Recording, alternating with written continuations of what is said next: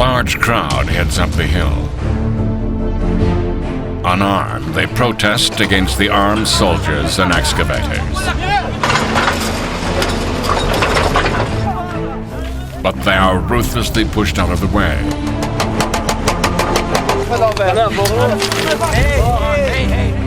What is going on here? The wall is supposed to seal the village from all sides, and it's planned as to take houses in and leave empty land out. So it's going to house by house, getting houses in, as you see there. This is the route of the wall. They will go inside, take the house in, and leave the empty land out. And they will go around all the way to the entrance of the village. They are the residents of Al-Walajah, Palestine, who've come to save their village. In order to make room for the wall, countless olive trees have already been uprooted, and the villagers are afraid of sharing the same fate.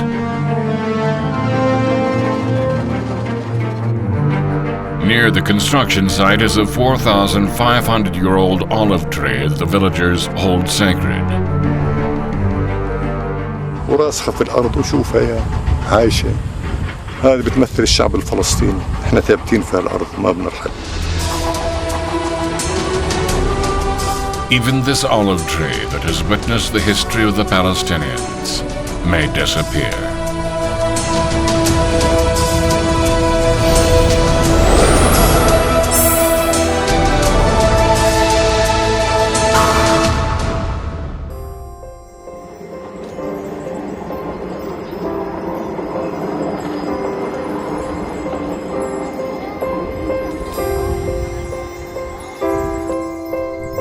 Olive harvest signals the arrival of fall in Palestine.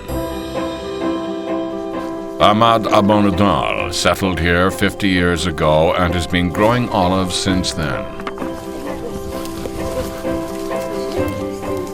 Today, everyone in his family, including his sons and grandsons, is picking olives.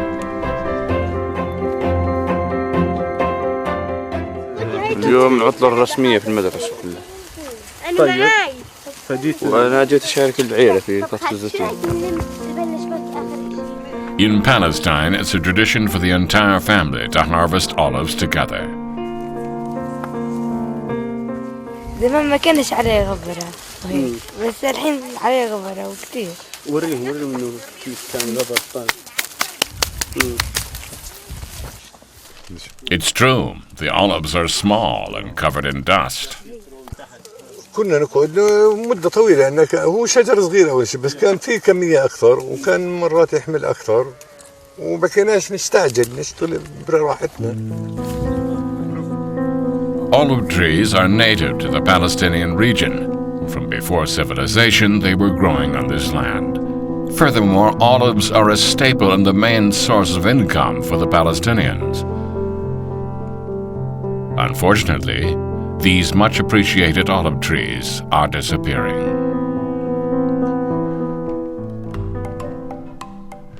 Located in the northern part of the Arabian Peninsula, Palestine was bound by the Mediterranean Sea to the west, the Jordan River to the east, the Sinai Peninsula of Egypt to the south, and Lebanon and Syria to the north.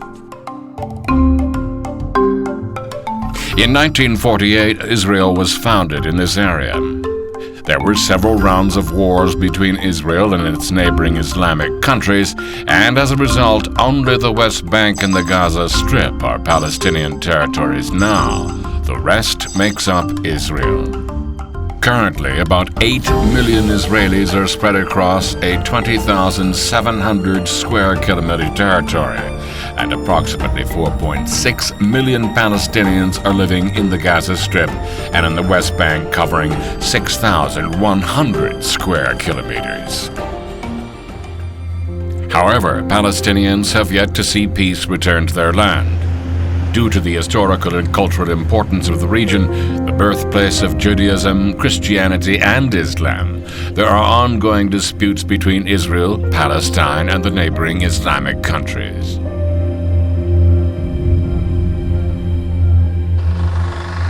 Ahmad Abundabal's life reflects the turbulence of Palestinian history. When the State of Israel was founded in 1948, it was forced out of its homeland and again from his shelter in 1967. His 8 family members lived inside this cramped cave for 4 years.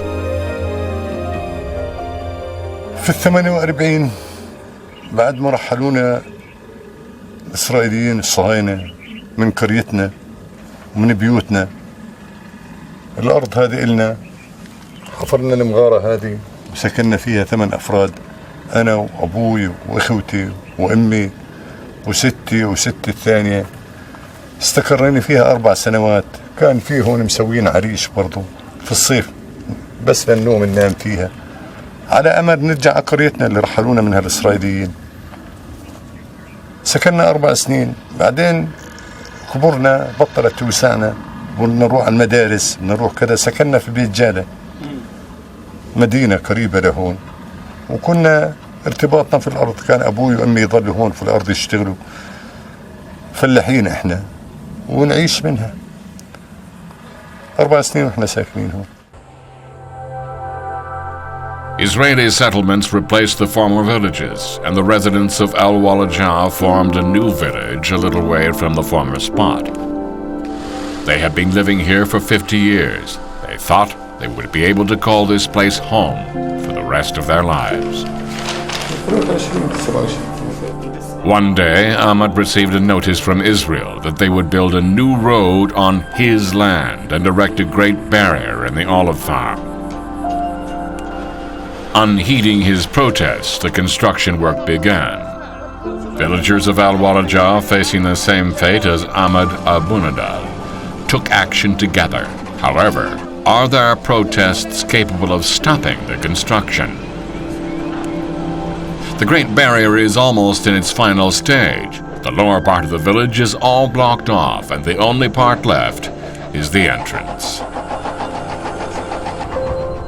In the process, hundreds of olive trees, which provided livelihood for the villagers, were destroyed. The villagers are desperate to avoid the same fate. We're losing constantly and nobody's paying attention because we are non-violently resisting. We went to court. We appealed for the court 700 times.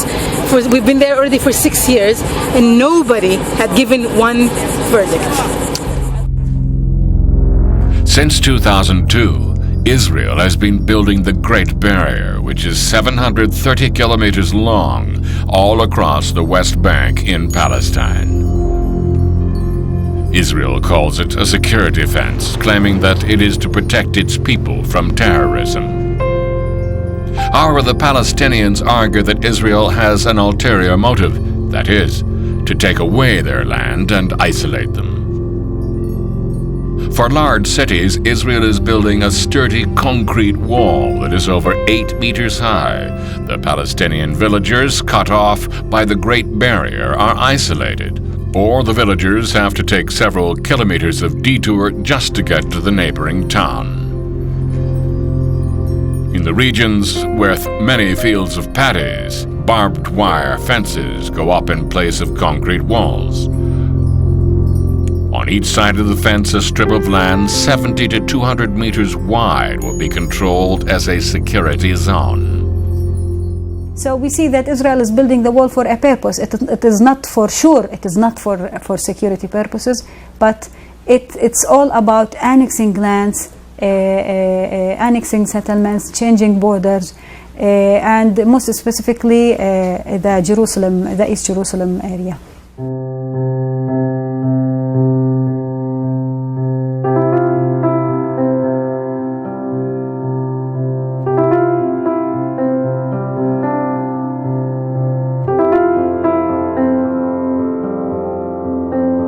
Five in the morning. Good morning. This is when Sharif, an olive farmer, starts his day. I need my mobiles to be in my pocket also, so I'll bring them. Then I will have a quick breakfast, then to go. Okay. So why do you need permits all the time? Because I can't pass through the gate without using the permit. The sailors have to check the permit and the identity together daily.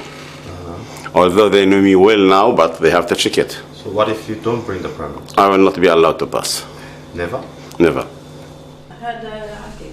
Since they opened a checkpoint, Sharif has had to start his day much earlier.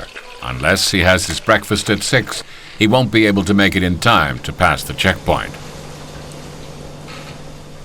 سلم على الصحافة سلم خذ هذا عبد الودي جوا حكينا لك قصة حواد ده هنا نحن لا والله يا عمي بس بستنى فيك والله بستنى فيك يا عمي زمان صاحيين. While he is inspecting the tractor, villagers gather one by one. All these people have permits and all these people have farms inside the fence also. But the 5 to 7 it's not work because we have to follow all the timetable of the gate according to the officers. They all work on the olive farm on the other side of the barrier and ride Sharif's tractor to the fields. In order to be eligible to work on the other side, they must have a permit issued by the Israeli government. About 20 minutes later, they arrive at the checkpoint. Farmers from other villages have already formed a line. The checkpoint opens at 7. From the front of the line, they go through a thorough inspection one by one. Only then are they allowed to enter their own land on the other side of the barrier. A long wait is a morning routine for them. Innocent children look excited, but the grown-ups have a lot on their minds. Part anger and part resignation. Our land. See the trees trees olive. Before the Jewish, before the Palestinians here. Why they do? Anger doesn't change the reality, so all they can do is put up with it. At 7:30, an arbitrary deadline set by the Israelis, the gate is shut tight. Until the checkpoint opens up again, there is no way for the Palestinians to pass through this great barrier.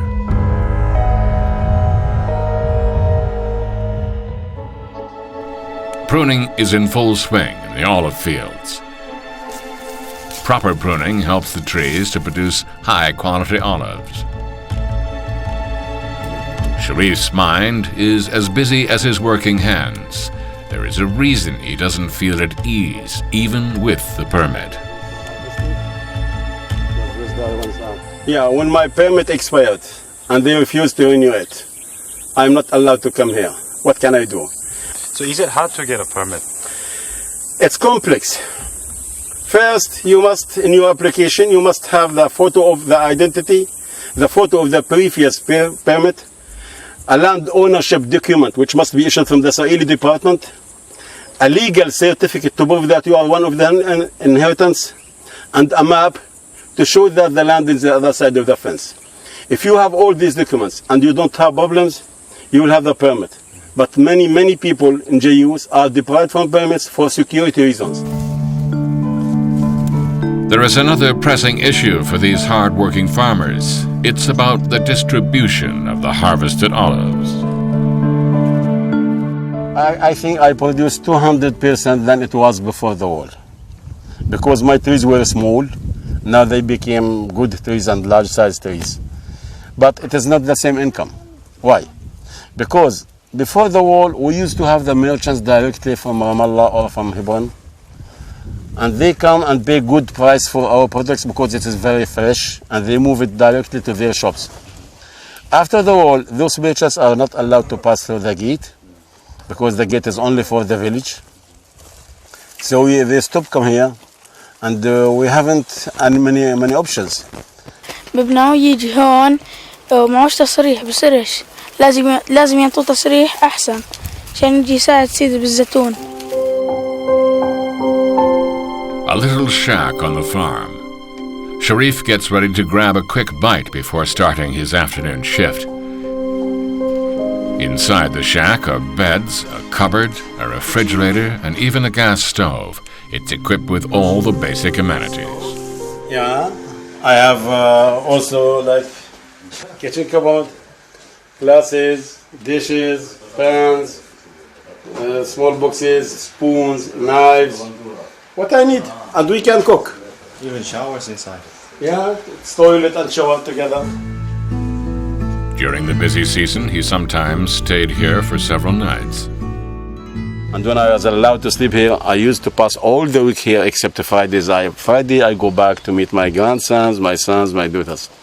Now, unfortunately, I'm not allowed to sleep here. From 2007 up to now, I'm not allowed to sleep here. His shack has long been left unattended. Even when there is work left to do, he has to return in haste before the checkpoint gate closes. If they can't verify that he has returned, his pass will be cancelled. Well, it's our main source of food. It's a very important staple in every home in Palestine. And it's also a main source of income for the majority of the rural population of Palestine, because most farmers have olives and olive oil production as part of their farming activities. So it's an income that's very well distributed throughout the Palestine. So I would say it's the most important crop in Palestine. But the precious Palestinian olive trees are disappearing. Some get chopped down to make way for the Great Barrier, and others dry up in an abandoned swath because people can't obtain permits. At times, people sneak in and set the olive fields on fire. Over the past 70 years, more than 1.4 million olive trees have disappeared that way from the Palestinian land. In order to protect the vanishing olive trees, numerous civic organizations are taking action. JAI, a Palestinian YMCA chapter, is one of them. JAI raises international awareness of the disappearing Palestinian olive trees and sends volunteers to the farms. It hopes to prevent disputes through peaceful assistance. We distribute every year something like 10 to 11,000 olive trees among those farmers, so as to encourage them to plant trees in their land, to keep harvesting their land despite of all the difficulties, to give them some hope, to give them some support.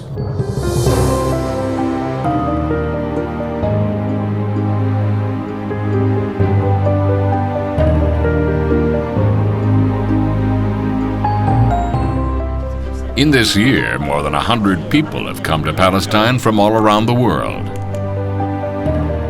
To let the world know what is going on that may have an effect on the things that the Israeli government is going to decide.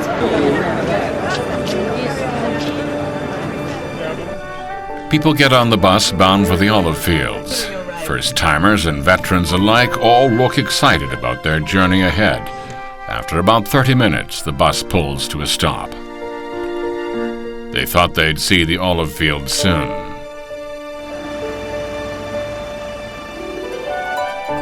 But a long walk through a narrow passage goes on forever. An exit turns out to be the beginning of another path.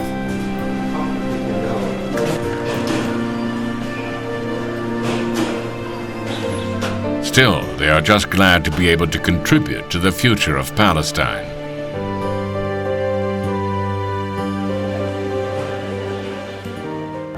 After a long wait, they finally pass through their checkpoint.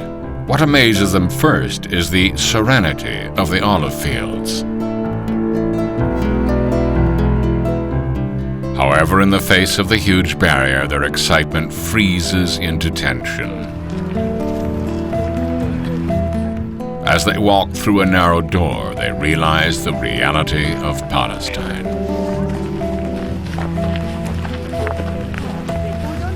A little nervously, they get down to work.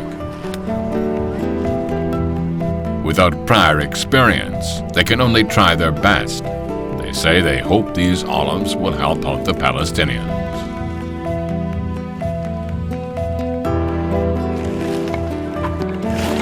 The olive is so important to the Palestinian economy, and so what we are here for is to support the Palestinians, because otherwise they would not be able to do the picking as much as they can with helping hands. We all need helping hands. It's a terrible social injustice, what's happening to the Palestinian people, and I'm here to support them. When volunteers come in from overseas, Palestinian farmers feel a rush of relief. The Israeli settlers near the Great Barrier occasionally attack Palestinian farmers, but in the presence of foreigners, the farmers are much safer.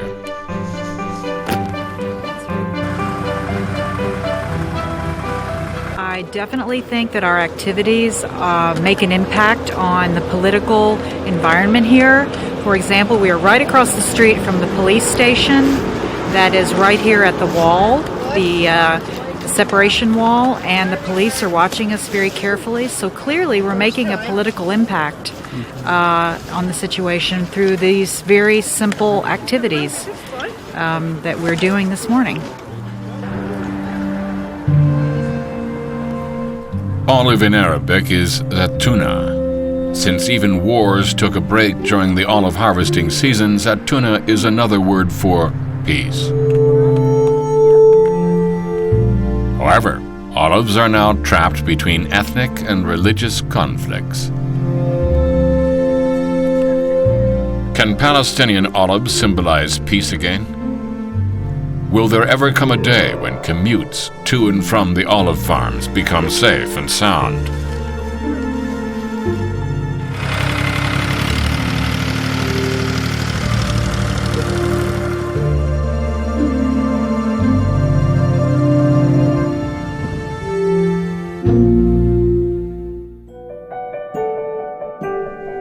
If only the olive tree campaign could benefit all Palestinian farmers. Unfortunately, a majority of them still do not receive any help. Olives. Everyone in this family must lend a hand since they can't expect help. They need to hurry to keep the harvest on schedule. If late, the olives will be too ripe to eat or sell. Why didn't you go to school today? Because this holiday. Why? Years the history. During the olive harvesting season, even school is off. Children seem to enjoy everything they do with their family. They gladly share the small joys, even with strangers. However, the reality of olive farming is quite grim. In the past, there were enough workers to finish off these appetizing grapes, but the shrinking harvest has changed that. The children play in what was once a rest area for workers.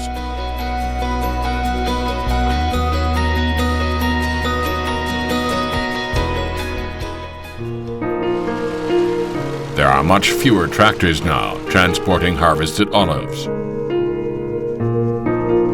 This used to be a place of festivity for both sellers and buyers, packed with crates of olive oil. Now, no one expects such festivities anymore. You can see the bottom of the metal tub holding olive oil. Palestine, the origin of olives, may become an olive importer. All of the farmers of Palestine have lost over 80% of their crop because of the rules of control of the occupation, whether they are inside of the wall or outside of the wall.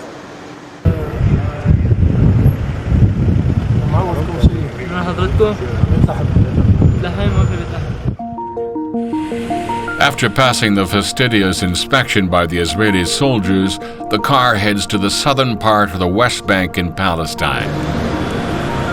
More specifically, Hebron, the most disputed area in the Palestinian region.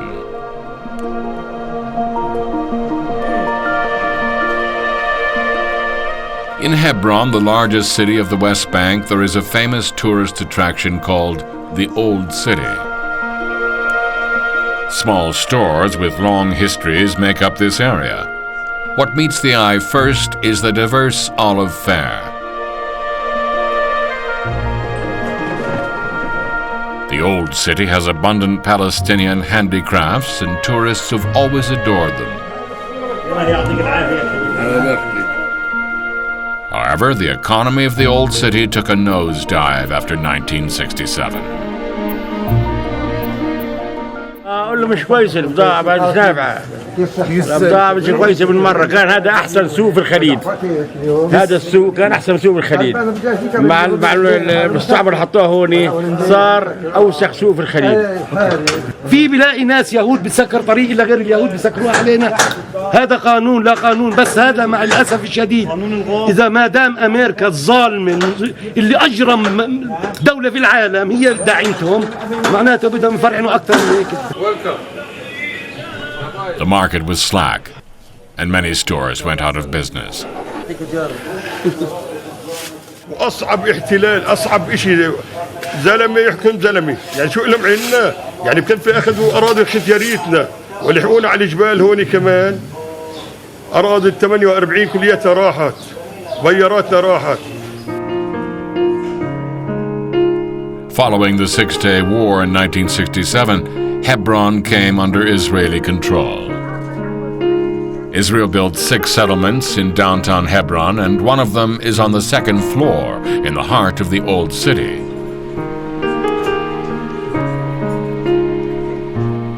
It was Palestinian merchants who put up these barbed wires. When asked why, they said it was to prevent Israeli settlers from hurling trash. You can see it, this market is empty here because the settlers is here, and we can throw stones, glasses, dirty waters. No tourists here, no business here. You can see all of this handmade here from Hebron. No one will come buying for me. Traffic of customers almost died down in the old city market. What filled the void was the cold and robust settlement, along with the Israeli guard posts defending them. Many deserted houses appeared outside the old city in downtown Hebron. Except Israeli military vehicles and soldiers, the streets are desolate. Then how are things in the Israeli settlements?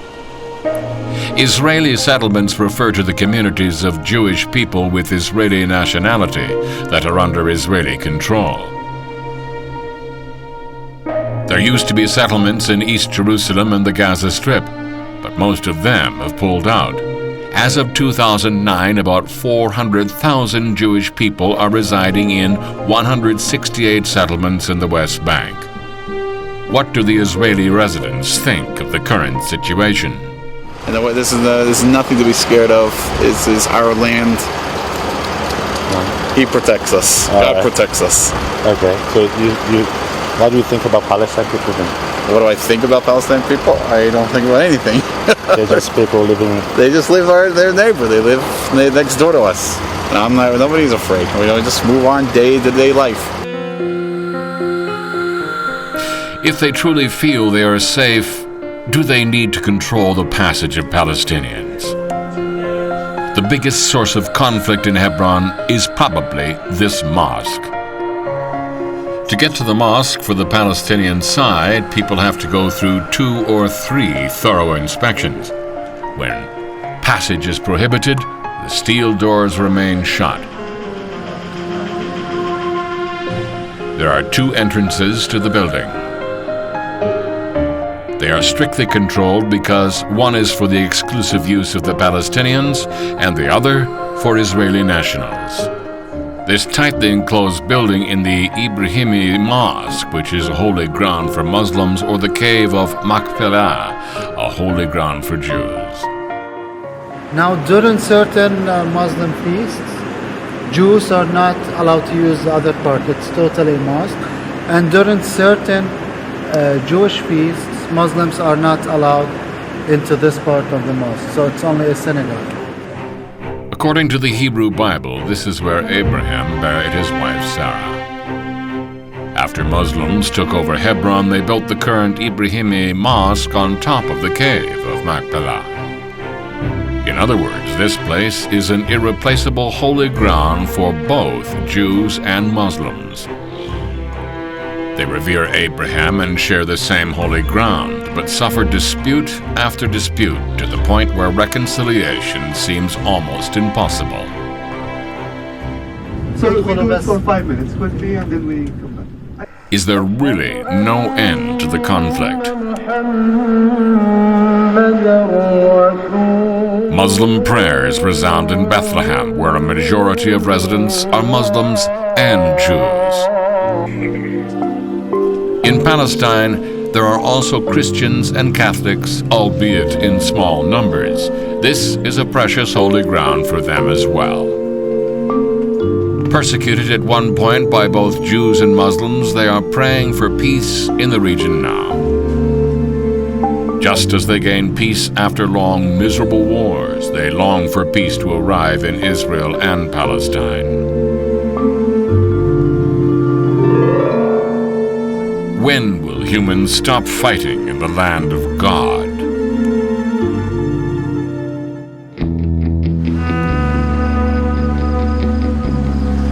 "4 a.m. before dawn.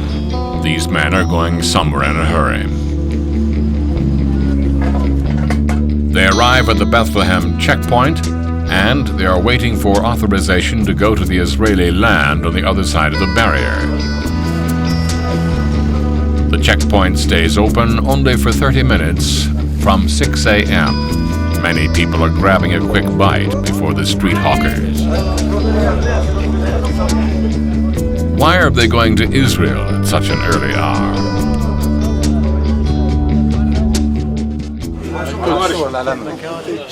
أي نوع من أي نوع الشغل؟ بنا جميع الأنواع في الشغل. There is no work here. موافقين. Thank you. There are no jobs in Palestine, even if they want to work. Unless they go to the other side of the wall, these Palestinians are left high and dry. They mainly work on construction sites for Israeli settlements. Most of them are paid much less than Israelis and don't own either land or a house. These Palestinians have to make a living by building the settlements that occupy what used to be their own land. What is their life like now?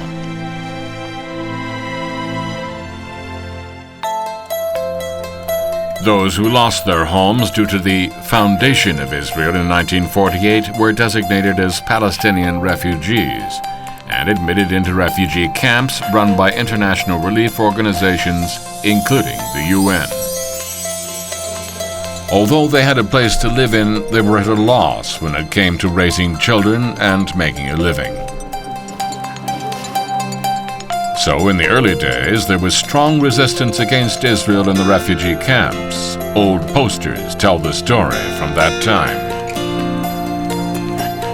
These are the people who lost their lives in the fight against Israel. This refugee camp is almost 70 years old, as it was built in the very beginning. So many of the children and their parents were both born and raised in the refugee camp. Even under these circumstances, the children haven't lost their smiles.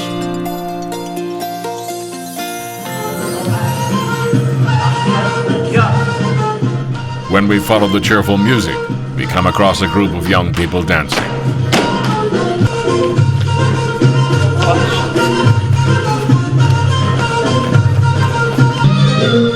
This isn't just any kind of dance.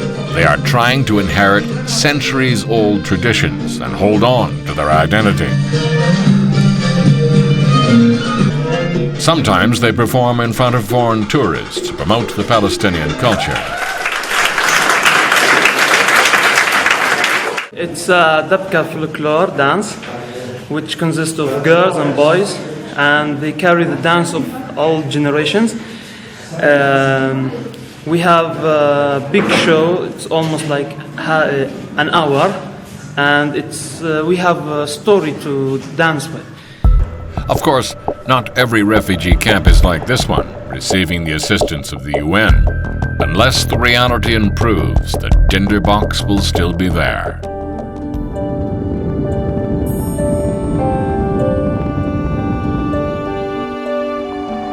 About 30 minutes away by car from Bethlehem. Several tents are visible on the barren hill. They look too shabby to be called a dwelling. But for the children born and raised here, this is their home. The children are busy getting ready for school from early in the morning. They splash their face with the little water they have and sit to eat on the bare ground to eat bread and olives for breakfast. Still, they are full of smiles. Their parents, however, have little to smile about. They wave off their children who have to walk for over an hour to get to school.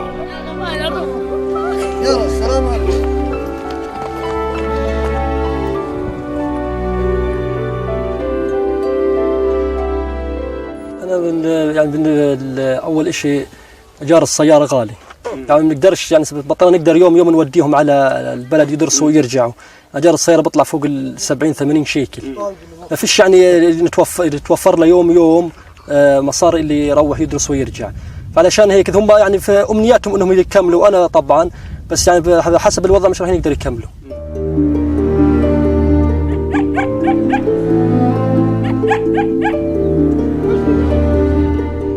They are weary, wandering from one place to another like a rootless tree.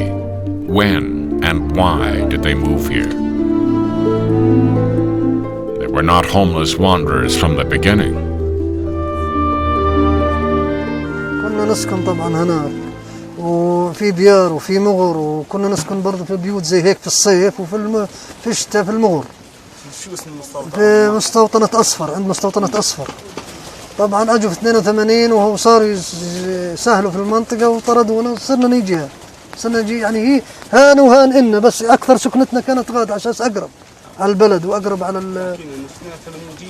في 82 وضلينا لحد الان هان، وحتى هان بيطاردوا فينا يعني دير بالك لولا يعني في كل الحين ظل عطب صار. احكي لنا قديش يعني كان في؟ والله يمكن في اكثر من 50 ظلم. إن طبعا مش يعني إن ولا جماعتنا وقرايبنا ويعني من كلهم شلال، كلنا شلال. They are originally from the hill on the other side where a Jewish settlement now stands. 23-year-old Mujahid. Despite the hardship, he graduated from high school and now he is helping his father raise goats.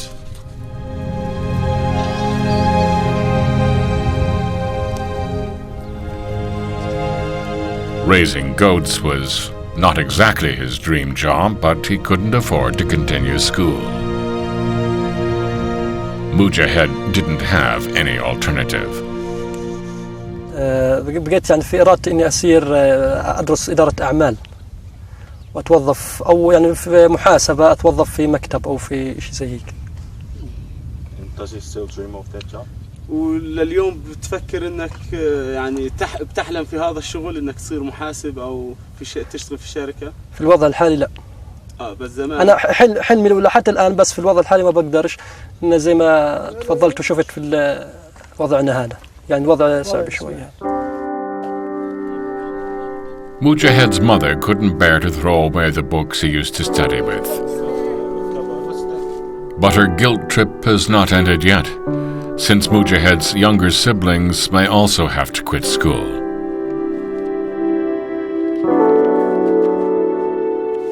طبعا انه بقى يدرس وشاطر في المدرسة وحاب هو يكمل قرايته، بس احنا وضعنا ما سمحش انه يخليه يدرس، بده يساعدنا هنا ونحب يجي عندنا هنا عند في يهود، وانا يوم بروح برضه بظل قلبي عليه زي النار، بظل قلبي حبيت اجيبه عندي هنا وقلت خلاص مناش قرايتك بلاش منها تكمل، وضعنا ما سمحش له يكمل.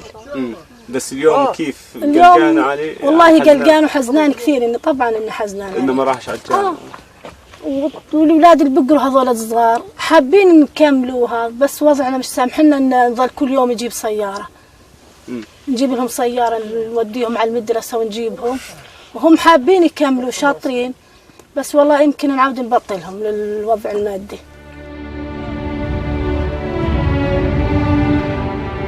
When will such weary reality take a positive turn? Darkness falls in the dilapidated refugee camp. They light up the lamps and pray to God. Although they've lost their previous way of life, the Palestinians uphold their traditions and hold on to hope.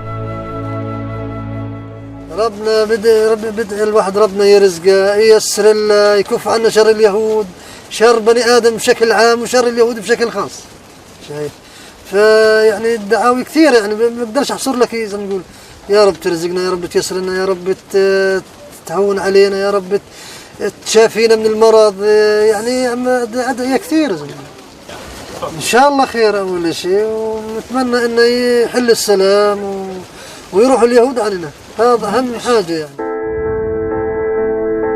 After night comes morning. Will they be able to settle down permanently and live in peace one day?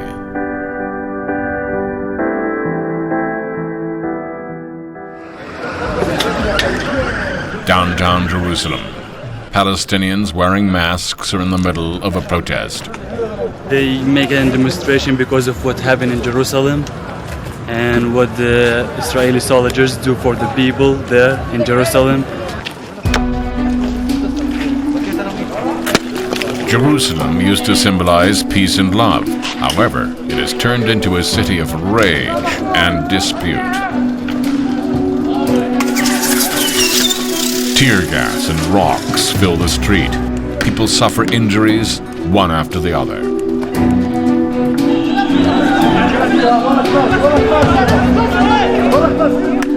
Cars firing tear gas have long become a daily sight. The Jewish claim that they built their country on the land that God promised them.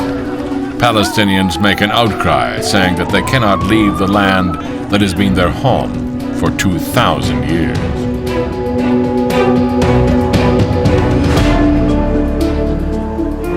This escalation and these procedures take over and over more lands from us, take over and over more souls from us, and kill the peace process, or kill the whole peace process, because the Israeli government will not respect the agreements, will not respect the Oslo agreement, and all what we say today for the Israelis and for the Israeli government, you have to take a step back and sit to the negotiation and accept the Palestinian winning.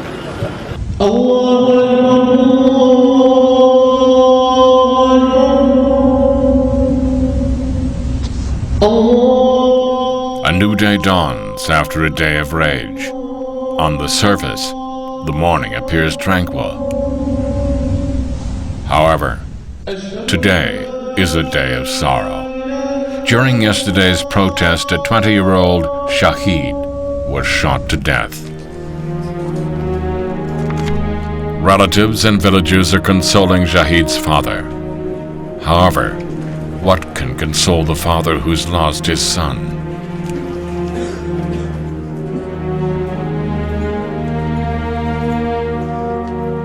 Right now we're preparing for his funeral, to take him, to bring him from the hospital to his house. From here we're going to the mosque, from here the mosque we're going to bury him. We are under occupation and they have the gun and nothing we can do. Only we're fighting against them with a stone, with a rock, and with our word.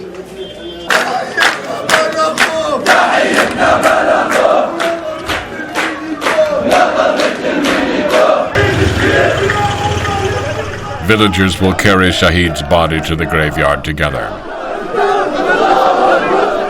The procession of condolence stretches as far as the eye can see.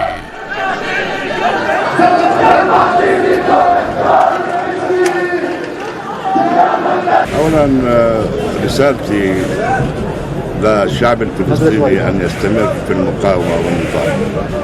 هذا جزء أساسي من تاريخ الشعب الفلسطيني اللي هو تعود على مسألة النضال وتعود على المسألة النضالية المستمرة والمتواصلة. نرجو أن يكون المعتد هو آخر الشهداء الذين يسقطوا، ولكن لا نريد أن نضيع هاي الدماء الزكية والطاهرة هباء منثورا في مسألة مفاوضات عبثية لا تسمن ولا تغني عن جوع. احنا نستطيع أن نستمر الشعب، ولكن القيادة مطلوب منها أن تعزز موقف الشعب وتدعم موقف الشعب وتدعم الشهداء الذين سقطوا من أجل فلسطين ومن أجل الأقصى. Life is precious to everyone. By any standard, there is a clear power imbalance between Israel and Palestine. What makes the Palestinians fight back, putting their lives on the line? يعني احنا عايشين طول عمرنا بسلام، بس انه جاي قوات الاحتلال دائما بدهم العنف، بدهم يقتلوا الاطفال والنسوان والشيوخ برضه في العمر. فاحنا يعني كفلسطينيين لازم ندافع عن ارضنا وحقنا. يعني هاي مصر الرسول، مصر الانبياء، وارض مقدسه وفيها كل الديانات، يعني فيش اختلاف بيننا.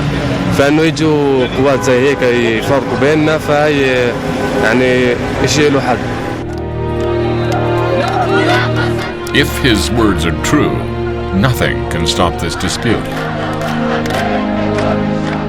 However, this land might still hold a seed of hope, like the olive trees which bear fruit even behind the barbed wires.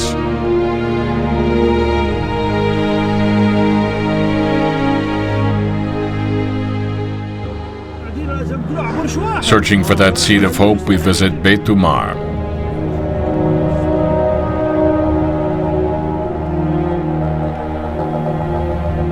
They lost this land once when the Great Barrier went up in 2006.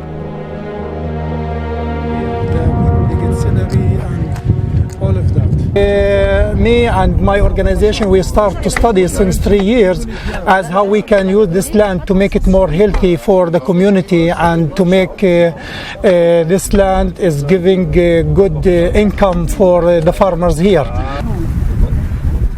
Villagers came together to set up plans to grow crops so they wouldn't lose their land again. In the beginning of this November, we will plant here about 1,600 trees, especially grapes and another plum. So this also will make some income for different families here. And that's how our goal is to educate more people to have their own income from the land. And that's how we can against the Israeli product. We don't need to buy from Israeli products, so we can have our own. Musa shared their plans with international relief organizations. Raising funds was important, but getting the interest of the international community was their priority. We support Center for Freedom and Justice to help for partnership for non-violence resistance and to help for agriculture to keep the land against the settlement in Beit Umar.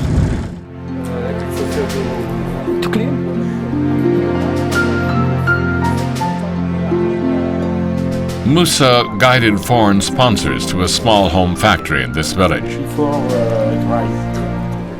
This is grape pudding made with Palestinian organic grapes. How does it taste?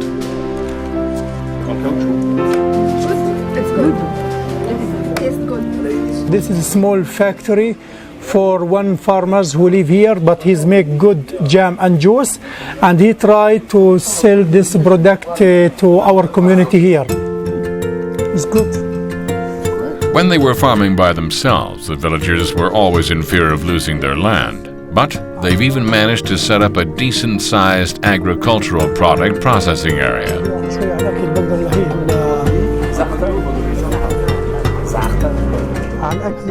What they hope to gain from this common production, processing, and distribution is more than just profits.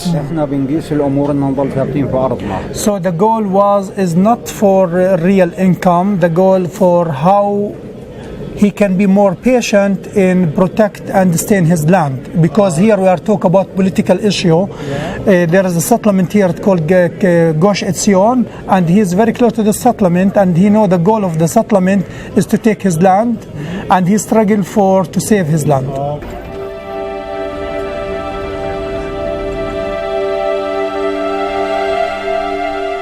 There is another piece of encouraging news. Batir, located to the south of Jerusalem, was inscribed on UNESCO World Heritage List.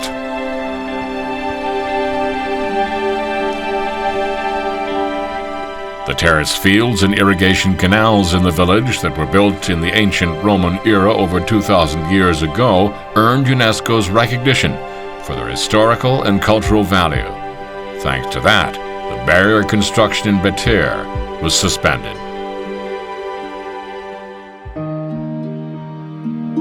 The final part of olive picking for fall 2015 takes place in the fields near Betir.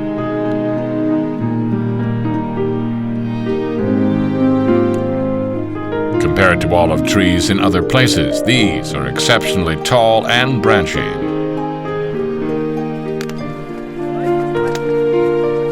The volunteers are doing a lot better than they did in the beginning. Excuse me, 5 lopen en dan zie je ons vanzelf zitten. They work away busily, as they would like to help as much as possible before the departure.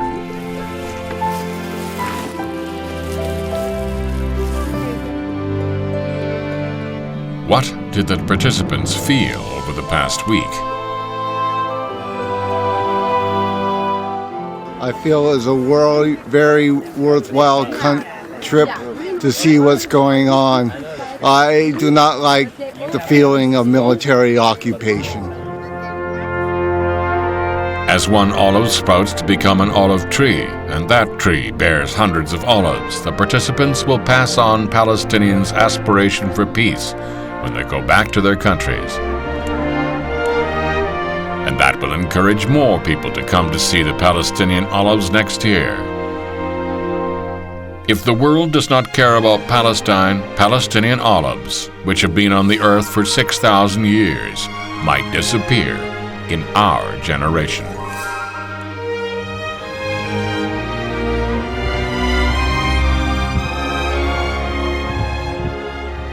But I'm still scared for everyone else, and I'm also really unhappy about this, and I really think it should stop very much and very soon.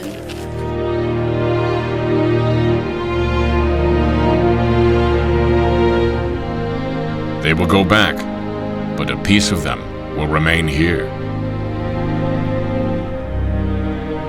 Olive tree seedlings, the hope of Palestine, are growing strong and healthy. For thousands of years, olive trees have shared the history and life of Palestine. And the Palestinians hope they will be able to live peacefully on their land with their olive trees. For olives are indispensable to them and symbolize peace.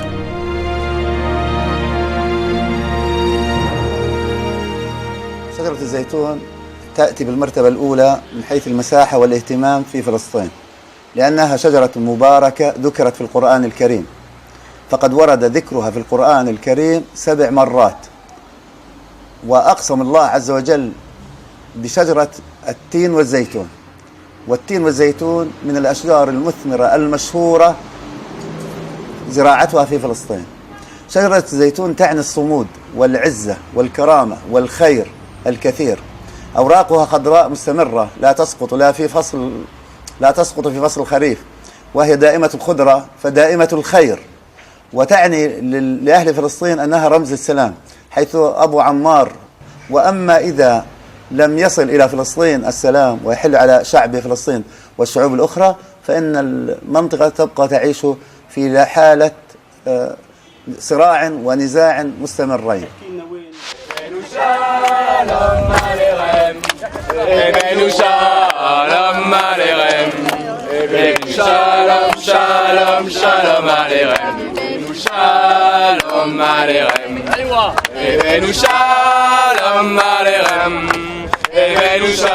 They say violence begets violence.